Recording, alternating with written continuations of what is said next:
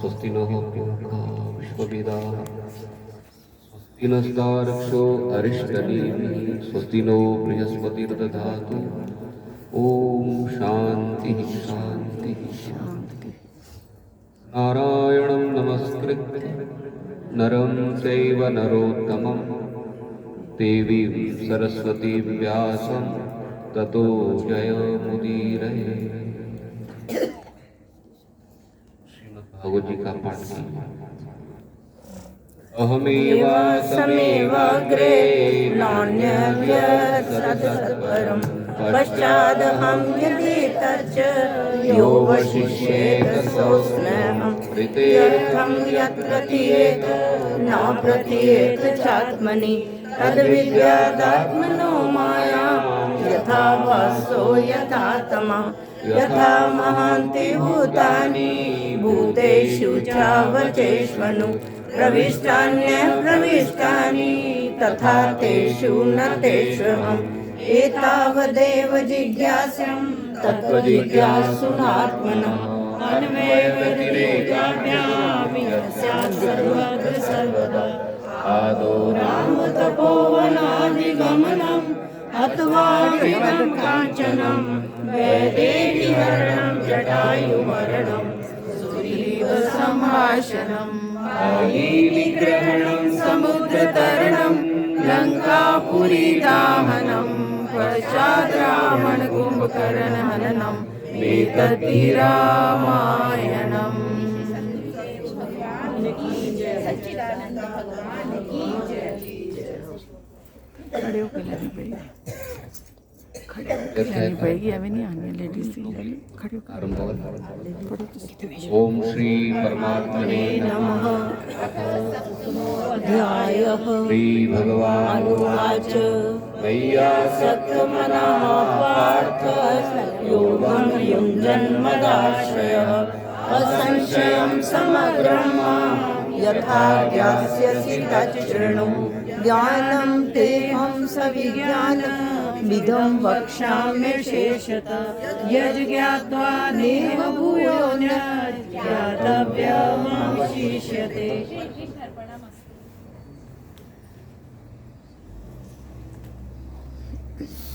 जय श्री कृष्ण जय श्री कृष्ण जय श्री राधे जय श्री राधे जय श्री कृष्ण जय श्री कृष्ण जय श्री राधे जय श्री राधे जय श्री कृष्ण जय श्री कृष्ण जय श्री राधे। जय श्री राधे।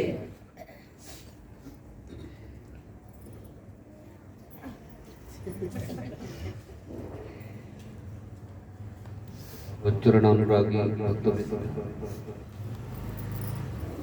आज की ये दिव्य प्रभात वृंदावन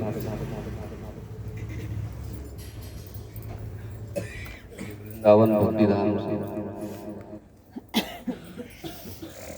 ठाकुर जी के सन्निधि में चलते हुए भक्तों के साथ श्रीमती उमाम्बिका, श्रीमान यशपाल जी,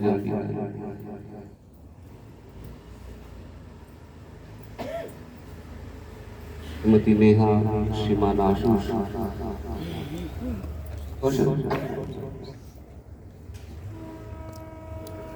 और यहाँ समीप में बैठे हुए हरि,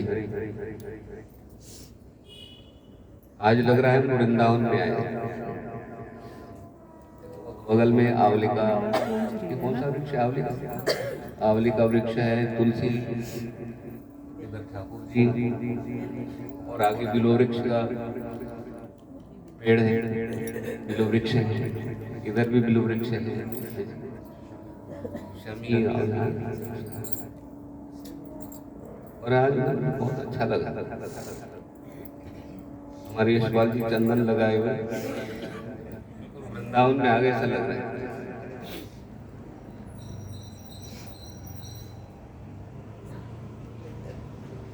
चंदन की माला की महिमा है।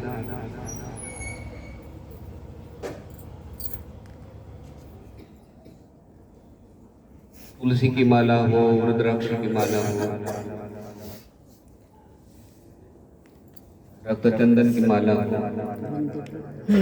ये माला गले में होती है, कहते हैं जो जो छोटे छोटे पातक होते हैं पाप कर्मों को कहते निवृत्ति। भगवान ने कहा और माँ भगवती ने भी कहा है देवी भागवत में कि जिनके गले में माला होती है उनके गले में कहते हैं भगवान बैठकर उस पाप कर्मों का पान करते हैं। जैसे अग्निपान करते ना, अग्निपान प्रभु ने अग्निपान किया दावा न लगा, उसी तरह से कहते भक्तों के पाप कर्मों को स्वयं भगवान ग्रहण करते।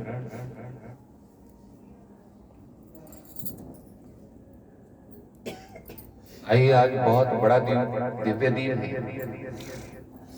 आज गोपाष्टमी है। गोपाष्टमी की आप सभी को बहुत बहुत बधाई।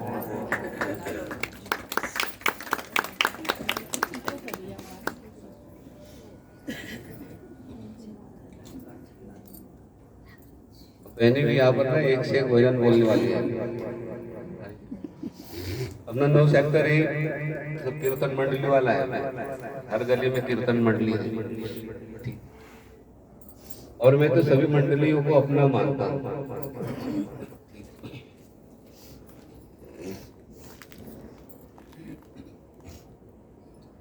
राज्य अलग अलग होते हैं लेकिन भारत देश तो एक है।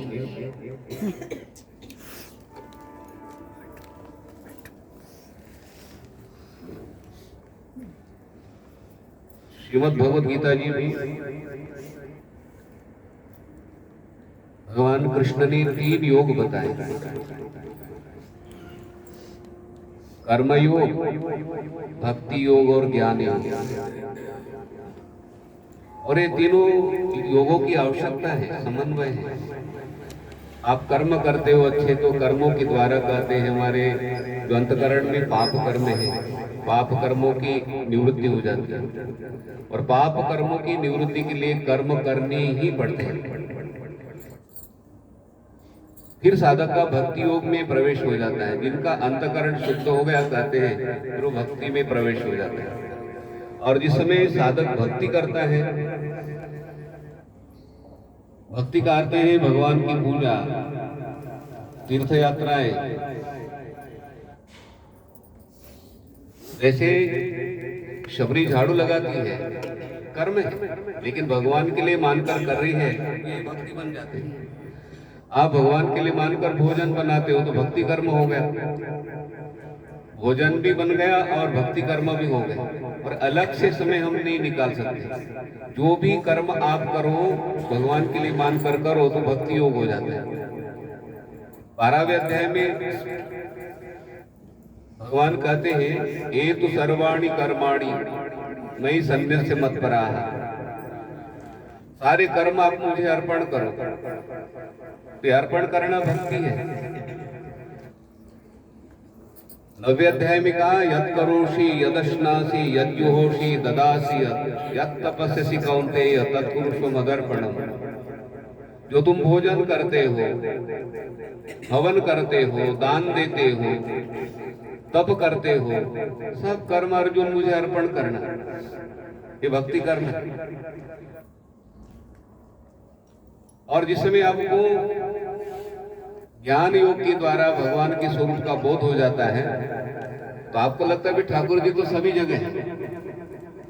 आप भोजन बना रहे हो, ठाकुर जी आपके साथ में हैं। आप झाड़ू लगा रहे हो, ठाकुर जी आपके साथ में हैं। ज्ञान योग के द्वारा आपको सर्वत्र भगवान का दर्शन होने लगता है,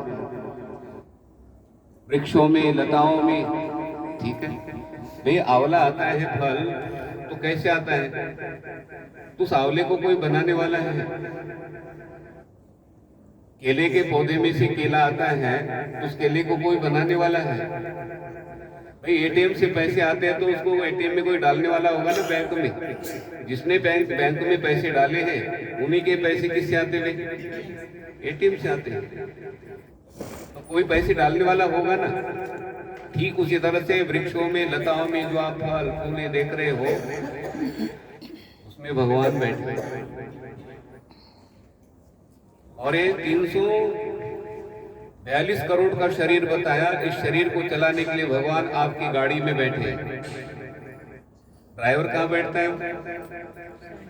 बोलो, पायलट कहाँ बैठता है? ये हमारा जो शरीर चल रहा है भाई, हार्ट को संभालने के लिए 1 लाख रुपए लगते डेली।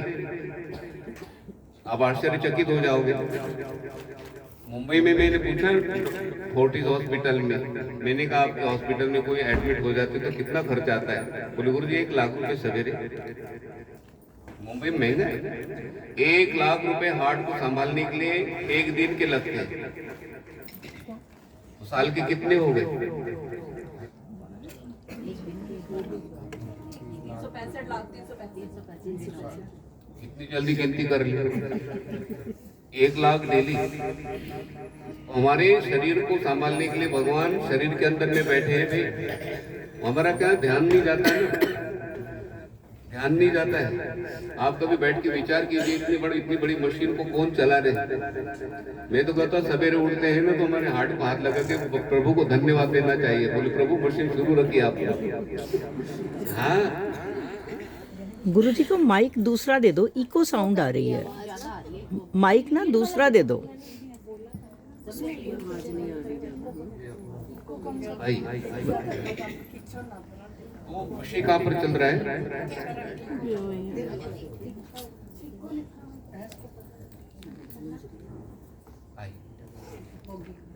जय श्री कृष्ण। जय श्री कृष्ण। तो ज्ञान योग के द्वारा आपको भगवान का बोध हो जाता है, भगवान सर्वत्र ऐसा बोध हो जाता है। फिर आप घर में रहकर साधना कर सकते हैं। घर में रहकर आप क्या है, साधना अच्छी तरह से कर सकते हैं। गृहम तपोवनम, हम वृंदावन में जैसे घर बनाए ना, तो वहां पर भी मंदिर है। तो अपने मंदिर, ठाकुर जी के मंदिर में जाने के बाद में भी अपने घर में मंदिर होते हैं, वहां पर आप साधना आराधना कर सकते हो। और ठाकुर जी के मंदिर में, बड़े मंदिर में कहीं पर भी आप जाओगे तो वहाँ भगवान के सानिध्य में बैठकर साधना नहीं कर सकते हो। ठीक है, साधना नहीं कर सकते। अपने वृंदावन में बांकी बिहारी मंदिर में मैं चला गया ना, तिलक राज जी के साथ में, तो वो हाथ में माला थी, धक्का लगते लगते लगते लगते वो जा रहे पूरे, लेकिन ठाकुर जी आपकी तरफ देख रहे हैं। ठीक है, ठाकुर जी आपकी तरफ। अब वहाँ सोचूंगा मैं ध्यान करूंगा, मैं आराम से बैठूंगा, पाठ करूंगा, तो होगा क्या? नहीं होगा। ठाकुर जी के मंदिर में इसलिए जाना है कि ठाकुर जी को हृदय में बैठा कर लाना है, क्योंकि अपने घर में साधना करनी है।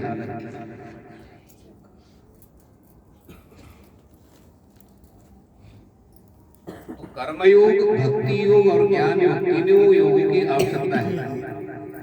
अब उल्टा क्रम लीजिए। ज्ञान योग के द्वारा आपने भगवान के स्वरूप को जान लिया, अब आप अच्छी तरह से भक्ति कर सकते हैं। ज्ञान योग के द्वारा शबरी ने भगवान के को, राम जी के स्वरूप को जान लिया। अब अपनी कुटिया में अच्छी तरह से भक्ति, और भक्ति अच्छी तरह से करेंगे तो कर्म भी अच्छी तरह से हो जाते हैं। गाड़ी को घर में लाना बहुत कान पड़ता है।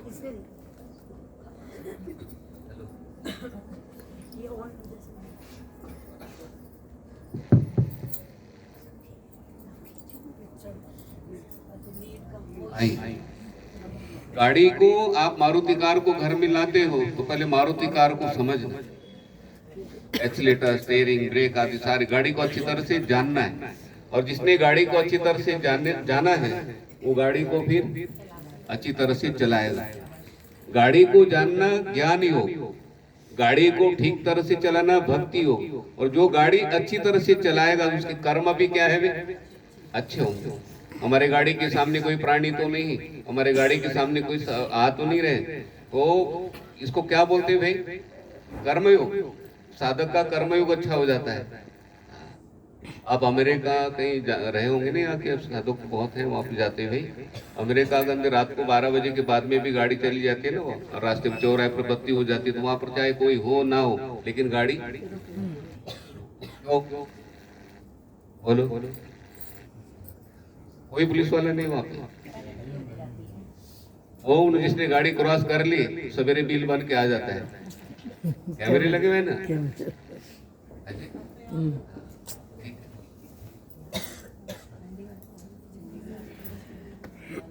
ये तो कैमरा बंद होता है, लेकिन हम भगवान के कैमरे में हैं। भगवान के कैमरे में भी हैं। ये जो सूर्य नारायण का फोकस है और परमात्मा रूपी मशीन, वीडियो बनते हैं हमारे। जैसे हम आपने कीर्तन किया, सत्संग श्रवण कर रहे हो, हमारी वीडियो बन गई ना। वीडियो डिलीट होती है, ठीक है, नो कैमरा बंद होता है, ठीक है। कैमरा लगा हो, हेलमेट लेकर डालकर चोरी करे तो क्या करे? चोर भी बुद्धिमान होता है ना भाई। हेलमेट डाल दिया तो चोरी करे तो क्या करे? उसको और पुलिस वाले को दिखाया तो बोले तो हेलमेट पहना हुआ फेस दिखाई नहीं पड़ता है। लेकिन वहां पर कुछ भी पहने कहते हैं, दीवार के पीछे हो, कहीं पर भी हो, भगवान के कैमरे में। यहाँ वृंदावन में परिक्रमा कर रहे हजारों लोगों में, तो किसी को पता है कि आप परिक्रमा कर रहे हो? वो बहन रसोई में पाठ कर रही है, पाठ करते हुए गीता जी के श्लोकों का या भगवान के नाम का उच्चारण करते हुए वो रसोई में भोजन बना रही है। किसी को पता है क्या? लेकिन भगवान को सब पता है, भगवान को सब पता है।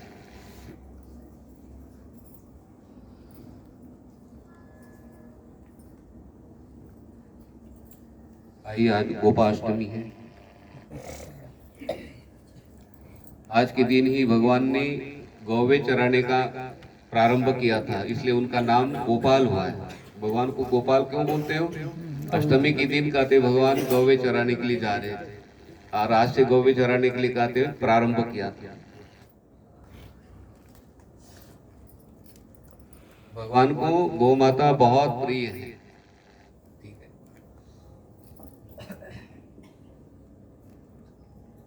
गौ माता का शरीर बनाया ना, शरीर दिखाया तो सारे देवता लोग बैठ गए, ठीक है। सारे देवता लोग बैठ गए, जल्दी जल्दी जल्दी जल्दी। गाड़ी होती है ना, एसी गाड़ी होती है, ट्रेन होती है, तो उसमें कैसे हो? प्लेटफॉर्म पर गाड़ी आती है, हम प्रतीक्षा करते हैं किसी के, अपने परिवार को फटाफट फटाफट भाई बैठो बैठो जल्दी, ठीक है। उसी तरह से गाय के शरीर में कहते सब देवता लोग बैठ गए थे। ऐसा कोई जगह नहीं, ऐसी कोई जगह नहीं जहाँ पर भगवान न हो, देवता न हो। लक्ष्मी जी लेट हो गई, लक्ष्मी जी लेट हो गए तो गोबर पड़ा हुआ था वहां पे, बोली जल्दी बैठ जाओ इसमें, तो ये भी ठीक है। लक्ष्मी लेट हो गए, हमारे लिए लेट हो गए। देखो तो गोबर के अंदर में भाई लक्ष्मी का निवास है, इसलिए कहते यज्ञ आदि होते हैं ना, तो उस समय कहते लेपन होता है अभी घर पे, ठीक है।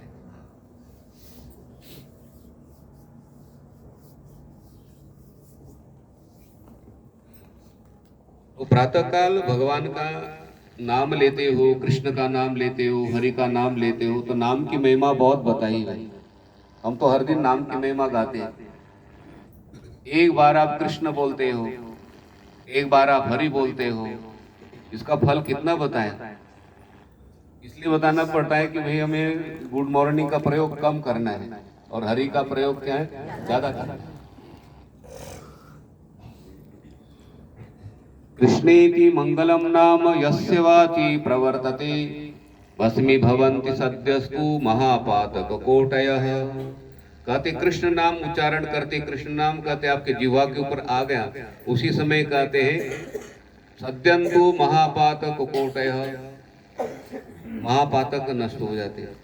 अब हरि उच्चारण किया आपने, कृष्ण का उच्चारण कर लिया, गोविंद माधव कोई भी नाम आप लीजिए, फल कितना मिला? महापातक नष्ट हो जाते हैं। ऋग्वेदो यजुर्वेद सामवेदो ह्यतर्वणः अदितास्तेन येनोक्तम हरिरिति अक्षरद्वयम्। जिस समय आपने हरि का नाम ले लिया, चारों वेदों का पाठ करने का फल प्राप्त हो जाता है। चार वेद, एक वेद को पढ़ने के लिए 12 वर्ष लगते हैं, तो चारों वेदों को पढ़ने के लिए कितने साल लगेंगे? बोलो।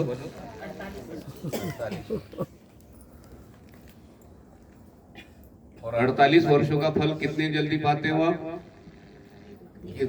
क्या भगवान ने हमारे लिए उपाय करके रखा। देखो हम हमारे पाप कर्म अपनी ओर तो नहीं कर पाएंगे भाई, पुण्य कर्म कम हो जाते हैं और पाप कर्म ज्यादा हो जाते हैं, ठीक है।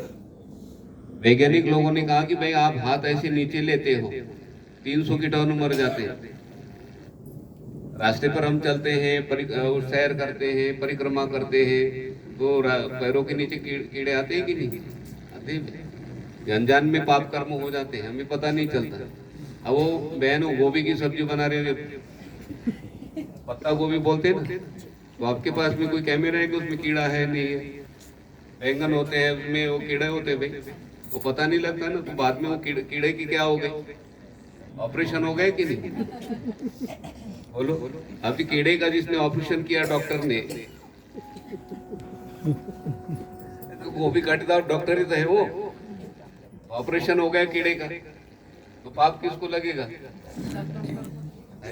डॉक्टर तो बचा लेता है भाई, सिविल हॉस्पिटल जो भी है डॉक्टर बचा लेगा, ये डॉक्टर हम डॉक्टर में तो पता नहीं ना अभी। कीड़ा तुम्हारा क्या, उसका पाप किनको लगेगा भाई?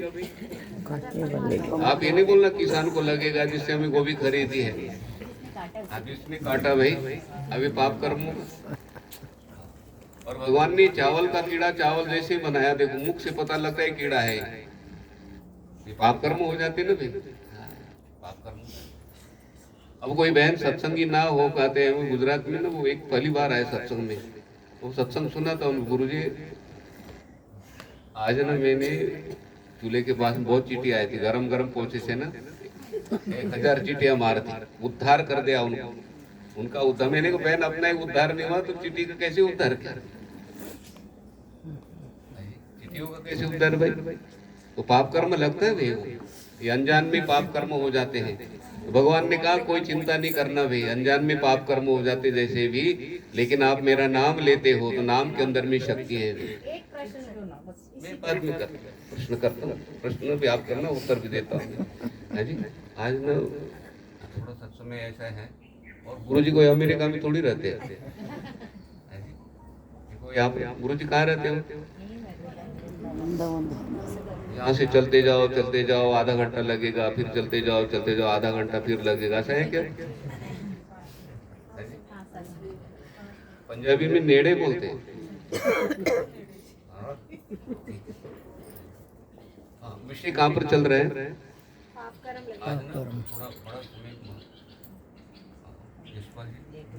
मैं ना पिछली बार जागरण में आया था वहाँ पे, ठीक है, तो मेरे कान में बोल दिया, गुरु जी जो आए ना दिल्ली से, कोई आए थे मेरे कान में, बोले 1,20,000 लेगा ये गाने के, 5 मिनट आपने लेना, 5 मिनट में 5,000 उनका समय आप ले रहे हैं, तो उनकी कितने मिनट लिए मैंने, तो 5,000 बोले निकल गए, और 10 मिनट लेंगे तो 10,000 मैंने को मैं छोड़ देता हूँ, जय श्री कृष्ण। उसी तरह से समय बड़ा जो होते हैं ना बड़े लोग है, बड़ा महत्वपूर्ण समय होता है, तो आप भक्त लोग भी बड़े हैं, क्योंकि घर में जाना है, ठीक है, बहुत काम होते हैं, समय का अभाव है। प्रश्न मैं जरूर सुनूंगा, उसका उत्तर भी दूंगा।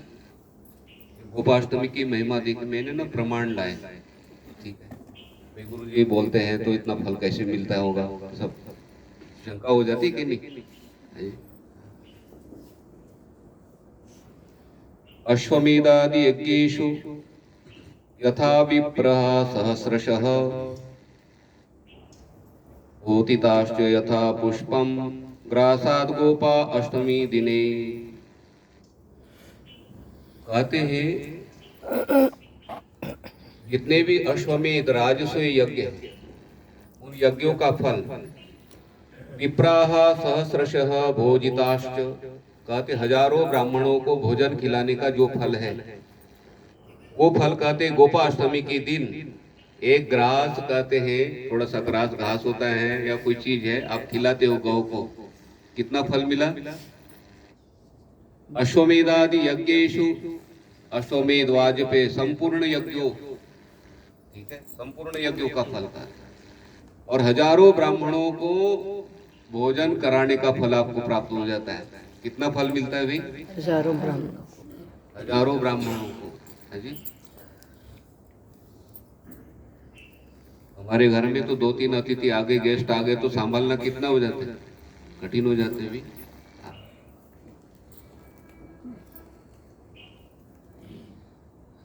मैं वो सुशीला बहन है ना, अभी थोड़ी वृद्धा हो गए, तो वो बोले गुरुजी मैं सत्संग में नहीं आऊंगी। मैंने कहा क्यों? बोले मेरे जो पोती है ना वो केजी में उसकी एग्जाम है, और उसका पेपर आ गया तो टेढ़ी मेढ़ी लाइन वो 10 नंबर, उस 10 में 10 नंबर दिए। लाइन ही ठीक लगाई वो टेढ़ी मेढ़ी।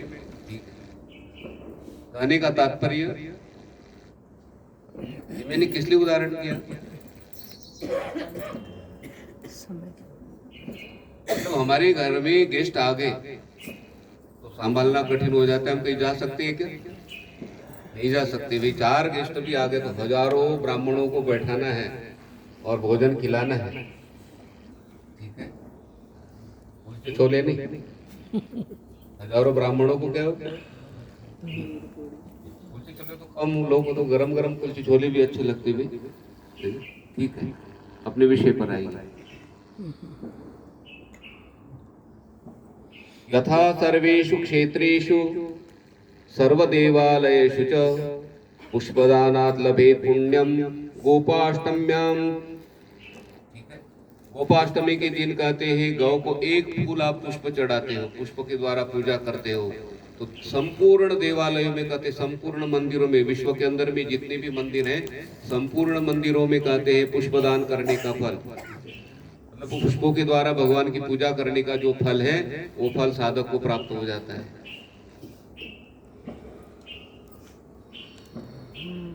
ये च ब्रह्मांडेषु वसन्ति पितृदेवताः तत्प्रदक्षिणम पुण्यम गोपाष्टम्याम प्रदक्षिणाम। कहते गोपाष्टमी के दिन कहते हैं गौ की परिक्रमा करते हो, तो कहते परिक्रमा करने से कहते हैं संपूर्ण देवताओं की, जितने भी ब्रह्मांड में देवता है, सारा ब्रह्मांड लिया ना भी, और पितृ हमारे जो पितर लोग है कहते जितने भी पितर, कितने पितर पता है ना अपने को, सब पितरों की, सभी देवताओं की परिक्रमा का फल प्राप्त हो जाता है।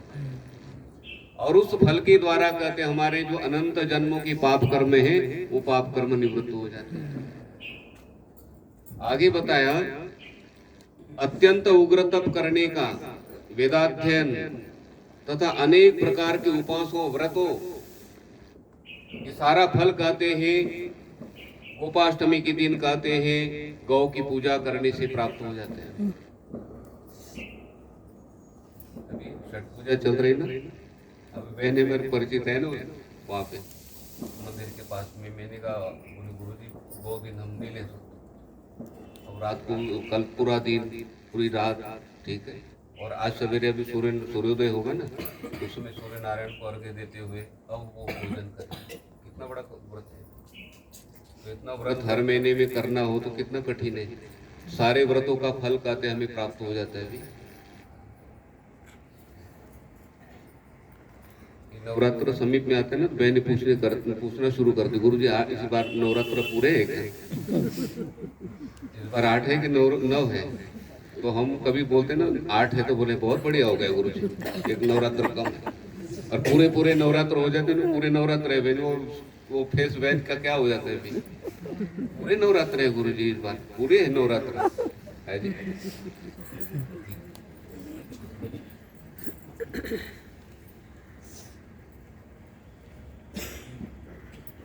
क्या टाइम? 6:38।